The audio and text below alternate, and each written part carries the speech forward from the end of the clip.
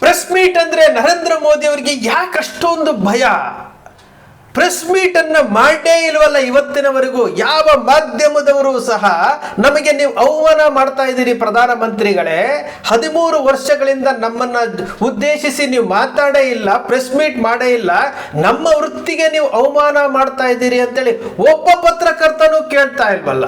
हमारे पास संख्या बल नहीं था, लेकिन इसका मतलब ये नहीं है कि हम हार गए. हमारा आत्मबल अजय है. पहली बार इनको धक्का लगा जो लगना चाहिए था. ಪ್ರಿಯಾಂಕಾ ಗಾಂಧಿ ಪ್ರೆಸ್ ಮೀಟ್ ಮಾಡ್ತಾರ್ರಿ. ಮಹಿಳೆ ಏನು ಕಾಯಿದೆ ಅದು ಫೇಲ್ ಆದಾಗ ಹೊರಗಡೆ ಬಂದು ಪ್ರೆಸ್ ಮೀಟ್ ಮಾಡ್ತಾರೆ ಮೀಡಿಯಾಗಳ ಮುಂದೆ. ಅವರು ಕೇಳುವಂತಹ ಪ್ರಶ್ನೆಗಳಿಗೆ ಉತ್ತರ ಕೊಡ್ತಾರೆ. ರಾಹುಲ್ ಗಾಂಧಿ ನೂರಾರು ಜನ ಮೀಡಿಯಾಗಳ ಮುಂದೆ ನಿಂತ್ಕೊಂಡು ಪ್ರೆಸ್ ಮೀಟ್ ಮಾಡ್ತಾರೆ. ನಮ್ಮ ನರೇಂದ್ರ ಮೋದಿ ಅವರು ಈ ದೇಶದ ಪ್ರಧಾನಮಂತ್ರಿಗಳು, ವಿಶ್ವಗುರು, ಜಗದ್ಗುರು ನಾಮಖ್ಯಾತರಾದಂತಹ ನರೇಂದ್ರ ಮೋದಿ ಅವರು ಒಂದೇ ಒಂದು ಪ್ರೆಸ್ ಮೀಟ್ ಮಾಡೋದಿಲ್ಲ. ವಿದೇಶಗಳಲ್ಲಿ ಹೋದಾಗೂ ಪ್ರೆಸ್ ಮೀಟ್ ಮಾಡೋದಿಲ್ಲ, ದೇಶದಲ್ಲಿದ್ದಾಗೂ ಪ್ರೆಸ್ ಮೀಟ್ ಮಾಡೋದಿಲ್ಲ. ಯಾವುದ್ರಿ ಇದು ಪ್ರೆಸ್ ಮೀಟ್ ಅನ್ನೋದು? ಏನ್ರಿ? ಪತ್ರಕರ್ತರು ಕೇಳುವಂತಹ ಪ್ರಶ್ನೆಗಳಿಗೆ ಅವರ ಆಡಳಿತದ ವಿಚಾರವಾಗಿ ಹೇಳುವಂಥದ್ದು. ಇವ್ರು ನಾನು ಮನ್ ಕಿ ಬಾತ್ ಮಾತಾಡ್ಬಿಟ್ಟೆ, ಆ ಮನ್ ಕಿ ಬಾತ್ ರೇಡಿಯೋದಲ್ಲಿ ಮಾತಾಡೋದಕ್ಕೆ ಈ ಅಂಧ ಭಕ್ತರು ಭಾರತೀಯ ಜನತಾ ಪಕ್ಷದವರು ಅದಕ್ಕೆ LED ಹಾಕಿ ಹಾಲುಗಳನ್ನ ಬುಕ್ ಮಾಡಿಕೊಂಡು ಅದನ್ನ ಕೇಳ್ಕೊಂಡು ಅದನ್ನ ವಿಡಿಯೋ ಮಾಡಿಕೊಂಡು ಶೇರ್ ಮಾಡ್ತಾ ಇದ್ದಾರೆ ಅಂತಂದ್ರೆ ಯಾವ ಸ್ಥಿತಿನಲ್ಲಿ ತೆಗೆದುಕೊಂಡು ಹೋಗ್ತಾ ಇದ್ದಾರೆ ಈ ಭಾರತ ದೇಶವನ್ನ? ಪ್ರಶ್ನೆ ಮಾಡಬೇಕಲ್ಲ. ಪ್ರಶ್ನೆ ಮಾಡಬೇಕಾದಂತಹ ಮೀಡಿಯಾಗಳೇ ಇವತ್ತು ರಾಜಕೀಯ ಪಕ್ಷಗಳಿಗೆ ಮಾರಿಕೊಂಡಾಗಿದೆ. ಸ್ವಾಭಿಮಾನ ಅನ್ನೋದಿಲ್ಲ ರೀ ಮೀಡಿಯಾದವರಿಗೆ, ನೈತಿಕತೆ ಅನ್ನೋದಿಲ್ಲ ಈ ಮೀಡಿಯಾದವರಿಗೆ. ಮೌಲ್ಯಗಳಂತೂ ಹರಾಜಾಕಿ ಕೂತಿದ್ದಾರೆ. ಈ ದೇಶದ ಪ್ರಧಾನಮಂತ್ರಿಗಳನ್ನ ಸಿಕ್ಕಿದಲ್ಲಿ ಓದಲ್ಲಿ ಬಂದಲ್ಲಿ ಪ್ರಶ್ನೆ ಮಾಡ್ಬೇಕ್ರಿ. ಯಾತಕ್ರಿ ಪ್ರೆಸ್ ಮೀಟ್ ಮಾಡೋದಿಲ್ಲ, ನಮಗೆ ಯಾಕ್ರಿ ಅವಮಾನ ಮಾಡ್ತಾ ಇದ್ದೀರಿ ಅಂತ ಕೇಳೇ ಇಲ್ಲ. ಬಂಗಾಳದಲ್ಲಿ ಹೋಗಿ ಒಂದು ಚಿರುಮುರಿ 10 ರೂಪಾಯಿ ಕೊಟ್ಟು ಚಿರುಮುರಿ ತಿನ್ನುವಂಥದ್ದನ್ನ ಸುದ್ದಿ ಮಾಡ್ತೀರಿ. ಬಂಗಾಳದಲ್ಲಿ 10 ರೂಪಾಯಿ ಚಿರುಮುರಿ ಮಾಡೋವನಿಗೆ ಹೋಗಿ ಸುದ್ದಿ ಮಾಡ್ತೀರಿ. ನಮ್ಮ ಪ್ರಧಾನಮಂತ್ರಿಗಳಿಗೆ ಚೆನ್ನಾಗಿ ಗೊತ್ತಿದೆ ಯಾವ ರೀತಿ ಜನರನ್ನ ಮೂರ್ಖರನ್ನಾಗಿ ಮಾಡಬೇಕು ಅಂತೇಳಿ. ಇನ್ನು ಮೀಡಿಯಾದವ್ರನ್ನ ಮೂರ್ಖರನ್ನಾಗಿ ಮಾಡೋದು ಕಷ್ಟವಾ? ಪ್ರಿಯಾಂಕಾ ಗಾಂಧಿ ಅವರು ಹೇಳಿದ್ರಲ್ಲ, ಅಮಿತ್ ಶಾ ಅವ್ರನ್ನ ನೋಡಿ ನಗ್ತಾ ಇದ್ದೀರಿ ನೀವು, ಯಾವ ರೀತಿ ಜನರನ್ನ ಮೂರ್ಖರನ್ನಾಗಿ ಮಾಡಬಹುದು ಅಂತ ಪ್ಲಾನಿಂಗ್ ಮಾಡ್ಕೊಂಡಿದ್ದೀರಿ, ಯಾವ ರೀತಿ ಮೀಡಿಯಾಗಳಿಗೆ ವಿಚಾರ ಬರಬೇಕು ಅಂತೇಳಿ ಪ್ಲಾನಿಂಗ್ ಮಾಡ್ಕೊಂಡಿದ್ದೀರಿ, ನೀವು ನಗ್ತಾ ಇದ್ದೀರಿ. ಗೃಹ ಸಚಿವರು ನಗ್ತಾ ಇದ್ದಾರೆ ಅಂತ ಹೇಳ್ತಾರೆ. ಚಾಣಕ್ಯ ಏನಾದರೂ ಇದ್ದಿದ್ರೆ, ಅವತ್ತಿನ ಚಾಣಕ್ಯ ಇದ್ದಿದ್ರೆ ಇವತ್ತು ಅಮಿತ್ ಶಾ ಅವರನ್ನ ನೋಡಿ ಅವರೇ ದಿಗ್ಭ್ರಾಂತರಾಗ್ಬಿಡ್ತಾ ಇದ್ರಂತೆ. ಈ ವಿಚಾರವನ್ನ ಪ್ರಿಯಾಂಕಾ ಗಾಂಧಿ ಅವರು ಲೋಕಸಭೆಯಲ್ಲಿ ಮಾತನಾಡ್ತಾರ್ರಿ. ಅಂದ್ರೆ ಇವರಿಗೆ ಆಡಳಿತ ಬೇಡ, ಚಾಣಕ್ಯನ ನೀತಿಗಳನ್ನ ಆಡಳಿತದಲ್ಲಿ ಇವರು ಬಳಸ್ಕೊಳ್ಳೋದಿಲ್ಲ. ಚಾಣಕ್ಯನ ವಿಚಾರವನ್ನ ಇವರು ಮಾತನಾಡ್ತಾರೆ.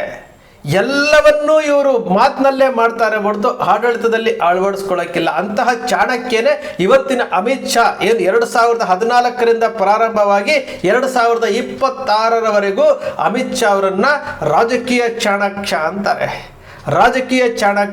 ಆದರೆ ಆಡಳಿತದಲ್ಲಿ ಯಾವುದೂ ಕಾಣ್ತಾ ಇಲ್ಲ. ಪ್ರಿಯಾಂಕಾ ಗಾಂಧಿ ಇವತ್ತು ಪ್ರತಿಪಕ್ಷದ ಸೀಟ್ನಲ್ಲಿ ಕುತ್ಕೊಂಡು ಪ್ರಶ್ನೆಗಳನ್ನ ಕೇಳ್ತಾ ಇದ್ರೆ ಬಹು ಮುಖ್ಯವಾಗಿ ಆಡಳಿತ ಪಕ್ಷವನ್ನು ಇಕ್ಕಟ್ಟಿಗೆ ಸಿಲುಕಿಸುವಂತಹ ಕೆಲಸ ಪ್ರತಿಪಕ್ಷಗಳು ಮಾಡಬೇಕು. ಅದು ಈ ಬಾರಿ ನಡೀತಾ ಇದೆ. ಈ ಬಾರಿಯ ಲೋಕಸಭೆಯಲ್ಲಿ DMK, TMC, ಕಾಂಗ್ರೆಸ್, ಶಿವಸೇನೆ ಈ ಎಲ್ಲ ಏನು ರಾಷ್ಟ್ರವಾದಿ ಸಮಾಜವಾದಿ ಪಾರ್ಟಿಗಳು ಮತ್ತು ಯಾರೋ ಅಖಿಲೇಶ್ ಯಾದವ್ ಇವರೆಲ್ಲರೂ ಸಹ ಆಡಳಿತ ಪಕ್ಷವನ್ನು ಪ್ರಶ್ನೆ ಮಾಡ್ತಾ ಇದ್ದಾರಲ್ಲ, ಅದೇ ಗ್ರೇಟ್. ಮಹಿಳಾ ಮೀಸಲಾತಿಯ ಬಿಲ್ಲು ಫೇಲ್ ಆಗೋಯ್ತು ಅಂತೇಳಿ ಬಾಯಿ ಬಡ್ಕೊಳ್ತಾ ಇದ್ದಾರಲ್ಲ. 2023ರಲ್ಲಿ ಇವರೇ ಪಾಸ್ ಮಾಡಿಕೊಂಡ್ರಲ್ಲ, ಕೇವಲ 2 ವೋಟು ವಿರೋಧದ ನಡುವೆ. ಅದನ್ನು ಮರೆಮಾಚಿ ಇವರು ಮಾತನಾಡ್ತಾ ಇದ್ದಾರಲ್ಲ. ಒಂದೇ ಒಂದು ಮೀಡಿಯಾ ಕೇಂದ್ರ ಸರ್ಕಾರವನ್ನು ಚೀಮಾರಿ ಹಾಕಿದೆಯೇನ್ರಿ? ಒಂದೇ ಒಂದು ಮೀಡಿಯಾ ಚೀಮಾರಿ ಹಾಕಿದ್ಯಾ? ಪ್ರತಿಪಕ್ಷಗಳಿಗೆ ಏನು ಅವರು ಸಪೋರ್ಟ್ ಆಗಿ ನಿಂತ್ಕೊಂಡಿದ್ಯಾ? ಯಾರು ಮಾತಾಡ್ತಾ ಇಲ್ಲ, ಯಾರಿಗೂ ಬೇಕಾಗಿಲ್ಲ. ಇದು ಈ ದೇಶ ಯಾರಿಗೂ ಬೇಕಾಗಿಲ್ಲ. ದೇಶ ಹಾಳಾಗೋದ್ರೂ ಪರವಾಗಿಲ್ಲ, ನಾವು ಓಟ್ ತಗೊಳ್ಬೇಕು, ನಾವು ಜೈಕಾರ ಹಾಕಬೇಕು, ನಾನು ಚುರುಮುರಿ ತಿನ್ನಬೇಕು. ಮಣಿಪುರದಲ್ಲಿ ಅಲ್ಲಿ ಹೆಣ್ಣು ಮಕ್ಕಳು ಮತ್ತೆ ಬೀದಿಗಿಳಿದು ಹೋರಾಟ ಮಾಡ್ತಾ ಇದ್ದಾರೆ. ಅದರ ಬಗ್ಗೆ ಪ್ರಧಾನಮಂತ್ರಿಗಳಿಗೆ ಕಿಂಚಿತ್ತೂ ಸಹ ಆ ಕಡೆ ಪರಿಜ್ಞಾನ ಇಲ್ಲ, ಗೃಹ ಸಚಿವರಿಗೆ ಪರಿಜ್ಞಾನ ಇಲ್ಲ. ಮಣಿಪುರ ಭಾರತದಲ್ಲಿದೆ ಅನ್ನೋದೇ ಗೊತ್ತಿಲ್ಲ ಇವರಿಗೆ. ಇವರು ಮಹಿಳೆಯರ ಬಗ್ಗೆ ಮಾತನಾಡ್ತಾರೆ. ಮಹಿಳೆಯರನ್ನ ಏನೋ ರಾಷ್ಟ್ರಪತಿ ಮಾಡಿಬಿಟ್ವಿ, ಮಹಿಳಾ ಸ್ಪೀಕರ್ ಮಾಡಿಬಿಟ್ವಿ, ಮಹಿಳಾ ಇದು ಮಾಡಿಬಿಟ್ವಿ ಅಂತಾರಲ್ಲ. ಈ ದೇಶವನ್ನ ಮುನ್ನಡೆಸಿದಂತಹ ಉಕ್ಕಿನ ಮಹಿಳೆ ಇಂದಿರಾ ಗಾಂಧಿಯು ಸಹ ಈ ದೇಶದ ಪ್ರಧಾನಮಂತ್ರಿ ಆಗಿದ್ದಂಥವ್ರಿ. ಪಾಕಿಸ್ತಾನಕ್ಕೆ, ಅಮೆರಿಕಾಗೆ ನೇರ ಉತ್ತರ ಕೊಟ್ಟಂಥವ್ರು ಈ ದೇಶದ ಮಹಿಳೆನೇ. ನೀವು ನಿಮ್ಮ ರಾಜಕೀಯ ಆಟಕ್ಕೋಸ್ಕರವಾಗಿ ಈ 24x7 ಕಾಂಗ್ರೆಸ್ಸು ಅಂತ ಜಪ ಮಾಡಿಕೊಂಡು ನಿಮ್ಮ ಕೈಲಿ ಏನೂ ಆಗದೇ ಇದ್ರೂ ಸಹ ನೀವು ಏನು ಮಾಡ್ತಾ ಇದ್ದೀರಿ? ಈ ದೇಶದ ಜನರನ್ನು ಮೂರ್ಖರನ್ನಾಗಿ ಮಾಡ್ತಾ ಇದ್ದೀರಿ. ಈ ಮಾಧ್ಯಮಗಳನ್ನು ಮುಟ್ಟಾಳರನ್ನಾಗಿ ಮಾಡ್ತಾ ಇದ್ದೀರಿ. ಈ ಮಾಧ್ಯಮಗಳು ಎಲ್ಲವೂ ಗೊತ್ತಿದ್ರೂ ಸಹ ನಾಟಕ ಮಾಡಿಕೊಂಡು ಜೀವನ ಮಾಡ್ತಾ ಇದ್ದಾವಲ್ಲ. ನಿಜಕ್ಕೂ ಇವರನ್ನೆಲ್ಲ ನೋಡ್ತಾ ಇದ್ರೆ ನಮ್ಗೆ ಅನ್ಸೋದು, ಇಷ್ಟೊಂದು ಭಾರತ ಮಾತೆಯ ಮಡಿನಲ್ಲಿ ಇಷ್ಟೊಂದು ನಿಶ್ಶಕ್ತರು ಇದಾರಲ್ಲ ನಮ್ಮ ದೇಶದಲ್ಲಿ ಅಂತ. ಭಾರತ ಮಾತೆಯ ಮಕ್ಕಳು ಇಷ್ಟೊಂದು ನಿಶ್ಶಕ್ತರಾಗ್ಬಿಟ್ರ, ನಿಸ್ಸಹಾಯಕರಾಗ್ಬಿಟ್ರ. ಅದು ಪ್ರಜಾಪ್ರಭುತ್ವ ರಾಷ್ಟ್ರದಲ್ಲಿ ಸಂವಿಧಾನ ಕೊಟ್ಟಿರುವಂಥ ಸ್ವತಂತ್ರವನ್ನ, ಪತ್ರಿಕಾ ಸ್ವತಂತ್ರವನ್ನ ಬಳಸ್ಕೊಂಡು ಈ ಸಂವಿಧಾನದ 4ನೇ ಅಂಗದ ಸ್ಥಾನಮಾನವನ್ನು ಗಳಿಸಿರುವಂತಹ ಪತ್ರಿಕೋದ್ಯಮ ಇವತ್ತು ಯಾವ್ಯಾವ ರೀತಿಯಾಗಿ ದಾರಿ ತಪ್ಪಿಸುವಂತಹ ಕೆಲಸ ಮಾಡ್ತಾ ಇದೆ.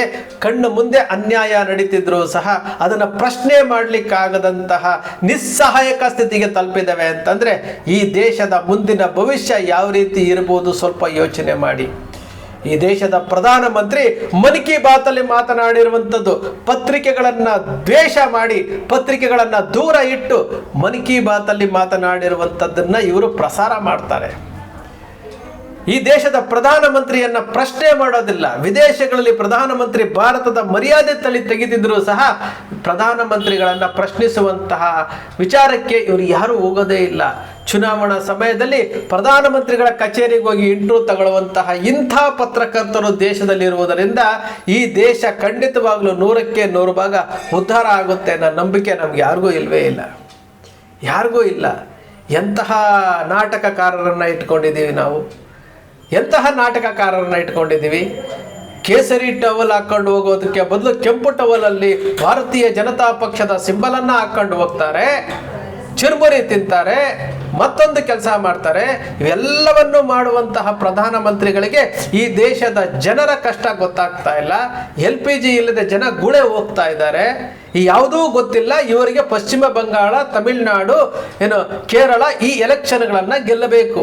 5 ರಾಜ್ಯಗಳ ಎಲೆಕ್ಷನ್ನ ಗೆಲ್ತ್ಕೊಂಡು ನಾವು ದೇಶದಲ್ಲಿ ಎಲ್ಲವೂ ಕೇಸರಿಮಯ ಮಾಡಿಬಿಟ್ಟಿದ್ದೀವಿ ಅಂತ ಹೇಳ್ತಾ ಇದ್ದಾರೆ. ಹೋಗಲಿ, ಕೇಸರಿಗಾದ್ರೂ ಬೆಲೆ ಕೊಡ್ತಾ ಇದ್ದಾರಾ? ಕೇಸರಿಗಾದ್ರೂ ಶಕ್ತಿ ತುಂಬ್ತಾ ಇದ್ದಾರೆ ಅಂದರೆ ಅದೂ ಇಲ್ಲ. ಬರೀ ನಾಟಕ ಮಾಡಿಕೊಂಡು 13 ವರ್ಷಗಳ ಕಾಲ ಮುಂದೆ ತಳ್ಳಿಬಿಟ್ರು. ಈ ಮಾಧ್ಯಮದವರಿಗೆ ನಾವು ಏನು ಮಾಡ್ತಾ ಇದ್ದೀವಿ ಅನ್ನೋದು ಗೊತ್ತಿಲ್ಲ, ನಾವೇನು ಮಾಡಬೇಕು ಅನ್ನೋದು ಗೊತ್ತಿಲ್ಲ. ಇದು ನಮ್ಮ ದೇಶದ ಇವತ್ತಿನ ಪರಿಸ್ಥಿತಿ. ಎಲ್ಲಿವರೆಗೂ ಜನ ಪ್ರಶ್ನೆ ಮಾಡೋದಿಲ್ಲೋ, ಎಲ್ಲಿವರೆಗೂ ಜನ ನಮ್ಮ ಕರ್ತವ್ಯಗಳನ್ನು ನೆನೆಸ್ಕೊಳ್ಳೋದಿಲ್ವೋ, ನಮ್ಮ ಕರ್ತವ್ಯ ಇದು, ಭಾರತವನ್ನು ನಾವು ಉಳಿಸಬೇಕು, ಲಕ್ಷಾಂತರ ಜನ ಬಲಿದಾನದಿಂದ ಭಾರತ ಸ್ವತಂತ್ರ ಆಗಿದೆ, ನಾವಿದನ್ನು ಕಾಪಾಡ್ಕೊಳ್ಬೇಕು ಅಂತ ಎಲ್ಲಿವರೆಗೂ ಇವರು ಮನಸ್ಸಿನಲ್ಲಿ ಬರೋದಿಲ್ಲೋ ಅಲ್ಲಿವರೆಗೂ ಈ ದೇಶ ಖಂಡಿತವಾಗಲೂ ಈ 13 ವರ್ಷಗಳ ಕಾಲ ಆಡಳಿತ ವೈಖರಿಯನ್ನು ನೋಡಿದ್ರೆ ನಮಗೆ ಗೊತ್ತಾಗುತ್ತೆ. ಸ್ನೇಹಿತರೆ, ನಿಮ್ಮ ಅಕ್ಷರ ಮೀಡಿಯಾ ಸೃಷ್ಟಿ ಮಾಡೋದಿಲ್ಲ, ಕಲ್ಪನೆ ಮಾಡೋದಿಲ್ಲ, ವಾಸ್ತವದ ವಿಚಾರವನ್ನು ವಿಶ್ಲೇಷಣೆ ಮಾಡುತ್ತೆ. ನಿಮ್ಮ ಅಕ್ಷರ ಮೀಡಿಯಾದ ವಿಶ್ಲೇಷಣೆ ನಿಮ್ಗೆ ಇಷ್ಟ ಆಯಿತು ಅಂದರೆ ಸಬ್ಸ್ಕ್ರೈಬ್ ಆಗಲಿಲ್ಲ ಅಂದರೆ ಸಬ್ಸ್ಕ್ರೈಬ್ ಮಾಡ್ಕೊಳ್ಳಿ, ಪಕ್ಕದಲ್ಲಿ ಕಾಣುವಂಥ ಬೆಲ್ ಐಕಾನ್ ಪ್ರೆಸ್ ಮಾಡಿ, ಶೇರ್ ಮಾಡಿ, ಪ್ರೋತ್ಸಾಹ ನೀಡಿ.